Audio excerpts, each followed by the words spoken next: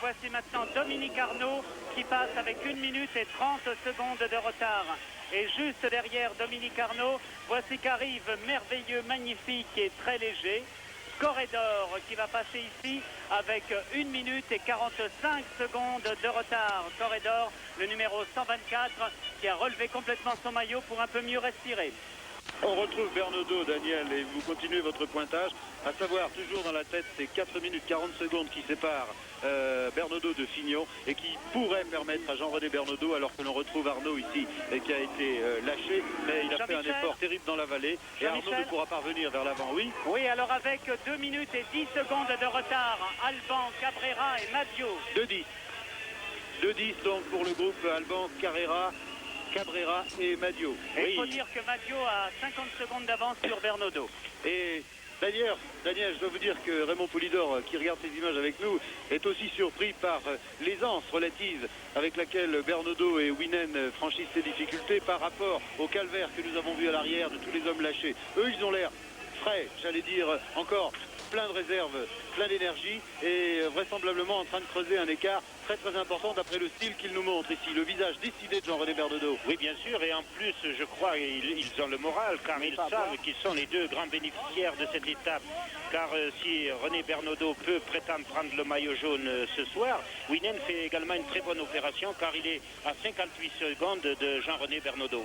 Martin, lui, qui était tout à l'heure avec Bernaudot et avec Winen, qui ne peut emmener le même braquet que les spectateurs essayent aussi d'arroser, mais ici le rythme a été un petit peu relancé puisque la pente se me fait moins aiguë, et Martin qui va revenir vraisemblablement ici sur Vendy. Voilà, Martin qui va doubler Vendy et qui lui a été encore plus facilement lâché par le groupe et qui est en train de payer ses efforts lui aussi tout à l'heure pour recoller au groupe Bernaudot. Donc Vendy sera dépassé par vraisemblablement une dizaine d'hommes et Martin encouragé par Jean-Pierre Danguillaume ici qui est monté à sa hauteur. Martin a semble-t-il retrouvé un certain rythme. Oui. Jean-Michel, je vous l'avais annoncé tout à l'heure que l'allure a été relancée par Lucien Van Impe, si bien que maintenant Jean-René Bernaudot n'a plus que 3 minutes et 45 secondes, 3 minutes 50 secondes d'avance sur Laurent Fignon, Rimenez, Van Impe, Boyer et Delgado.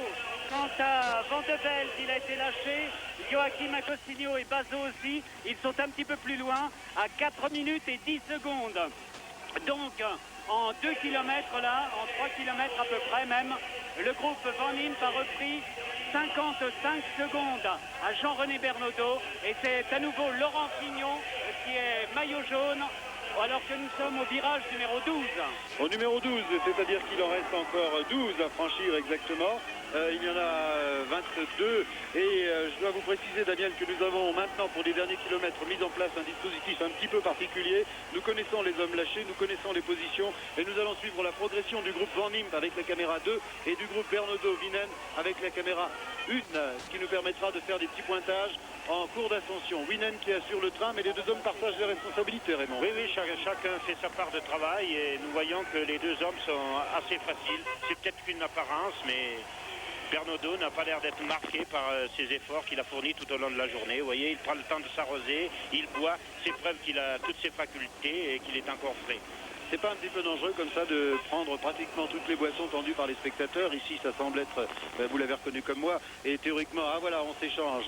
Ici, ce sont des bons procédés, on s'échange le reste de la boisson. Oui, c'est pas dangereux de prendre n'importe quoi comme ça au bord de la route, vous le faisiez, vous? Non, je ne le faisais pas pour une bonne raison, car j'étais assez sobre, je buvais très peu.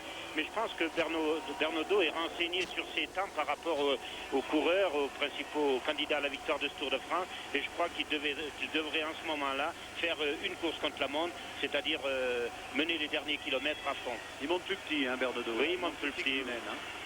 Regardez le rythme des jambes. C'est-à-dire il ne devrait pas penser avant tout à la victoire d'étape, il devrait penser plus au classement général qu'à la victoire d'étape, ne pas s'occuper de Winen. Vous pensez que Jean-René Bernaudot connaît son écart sur Fignon, là?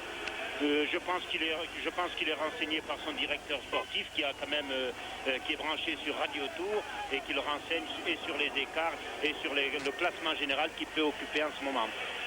Alors, en attendant que le groupe Fignon Van Impe soit devant la caméra 2, on suit toujours la progression des hommes de tête. Rappelons donc l'écart au classement général de ces deux hommes. Bernaudot à 4 minutes 40 de Fignon, c'est dire que pour l'instant Fignon est encore maillot jaune avec 1 minute d'avance sur Bernaudot, mais ce n'est qu'un classement officieux et provisoire. d'après les pointages réalisés par Daniel Podra sur les pentes de l'Alpe d'Huez. Et Winen, quant à lui, devrait théoriquement remonter à la 3e place du classement général, juste derrière Bernaudot. Oh, pas très loin, à 5 minutes 38 de Fignon, mais enfin, ce sont des écarts. Et on est en droit de se demander, on retrouve le groupe Fignon maintenant, on est en droit de se demander si Fignon, lui aussi, n'est pas en train de gagner le Tour de France, Raymond. Oui, bien sûr. D'ailleurs, je crois que ce soir, lors de l'arrivée ici, il y aura des candidats qui seront éliminés pour la victoire finale, mais on ne connaîtra pas encore le vainqueur du Tour. Les candidats éliminés pour la victoire finale, on peut déjà les donner. C'est Sean Kelly qui était deuxième, c'est Delgado qui ne participe pas à cette chevauchée en tête, mais Delgado est dans le groupe Van Impe, alors rien n'est joué. Oui, il a une marge de sécurité. Il apparaît ici avec le Dossard 133, on n'en a pas beaucoup parlé.